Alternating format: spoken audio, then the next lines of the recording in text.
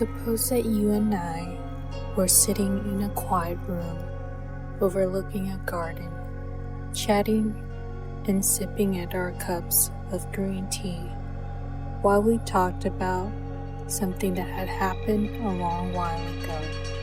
And I said to you, that afternoon when I met so-and-so was the very best afternoon of my life, and also the very worst afternoon. I expect you might put down your teacup and say, well, now, which was it? Was it the best or the worst? Because it can't possibly have been both. Ordinarily, I'd have to laugh at myself and agree with you.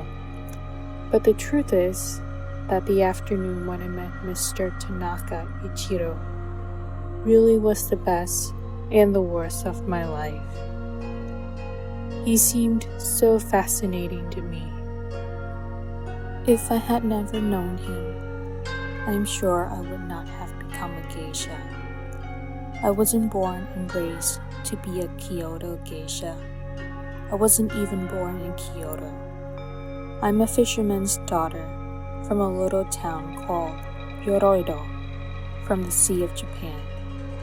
In all my life, I've never told more than a handful of people anything at all about Yoroido, or about the house in which I grew up, or about my mother and my father, or my older sister, and certainly not about how I became a geisha, or what it was like to be one. Most people would much rather carry on with their fantasies that my mother and grandmother were geisha, and that I began my training in dance when I was weaned from the breast, and so on. As a matter of fact, one day many years ago, I was pouring a cup of sake for a man who happened to mention that he had been in Yoroido only the previous week. Well, I felt as a bird must feel when it was flown across the ocean and comes upon a creature that knows its nest. I was so shocked I couldn't stop myself from saying, Yoroido? Why, that's where I grew up. This poor man. His face went through the most remarkable series of change. He tried his best to smile, though it didn't come out well because he couldn't get the look of shock off his face. Yoroido? He said. You can't mean it.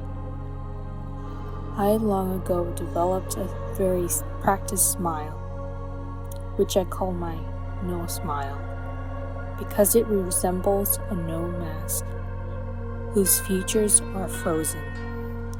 Its advantage is that men can interpret it however they want. You can imagine how often I've relied on it. I decided I'd better use it just then, and of course it worked. He let out all his breath and tossed down the cup of sake I poured for him before giving an enormous laugh. I'm sure was prompted more by relief than anything else. The very idea, he said, with another big laugh. You?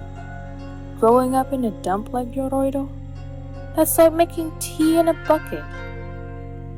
And when he'd laughed again, that's why you're so much fun, Sayuri-san. Sometimes you almost make me believe your little jokes are real. I don't much like thinking of myself as a cup of tea made in a bucket. But I suppose, in a way, it must be true. After all, I did grow up in Yoroido, and no one would suggest it's a glamorous spot. Hardly anyone ever visits it. As for the people who live there, they never have occasion to leave. You're probably wondering how I became to leave it myself. That's where my story begins.